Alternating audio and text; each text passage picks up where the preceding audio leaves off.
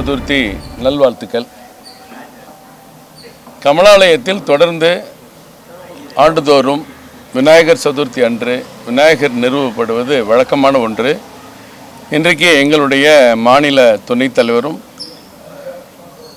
ஒருங்கிணைப்பு குழுவினுடைய உறுப்பினருமான எங்கள் மூத்த தலைவர் அண்ணன் சக்கரவர்த்தி அவர்கள் தலைமையில் மற்றும் இங்கே இருக்கிற மாவட்ட தலைவர் எங்களுடைய கவுன்சிலர் உமா ஆனந்த் உள்பட முக்கிய நிர்வாகிகள் முன்னிலையில் இன்றைக்கு இந்த பூஜையும் ஒரு யாகமும் இங்கே நடத்தப்பட்டது. பாரத பிரதமர் நரேந்திர மோடி அவர்கள், நட்டா அவர்கள், அமித்ஷா அவர்கள், அண்ணாமலை அவர்களுடைய பெயர்களை எல்லாம் சொல்லி அங்கே பூஜை நடத்தப்பட்டது.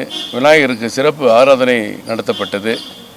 இன்றைக்கு தமிழகம் முழுவதும் எந்த பகுதிக்கு சென்றாலும் அங்கே ஒவ்வொரு பகுதியிலும் விநாயகர் நிறுவி மிக உற்சாகமாக மக்கள் இந்த விநாயகர் சதுர்த்தி விழாவை கொண்டாடி வருகிறார்கள்.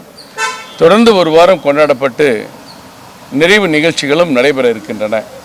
இதில் கடந்த முறை அனுமதித்த இடங்கள் எல்லாம் அனுமதித்தாலும் ஒரு சில இடங்களில் போக்குவரத்து இடையூறு இருக்கிறது என்றெல்லாம் சொல்லி சில இடங்களில் காவல்துறை அதை தடுப்பதற்கு முயற்சி செய்தார்கள். அதையும் கூட நாங்கள் அதிகாரியிடம் கேட்டு ஏற்கனவே இருந்த இடங்கள்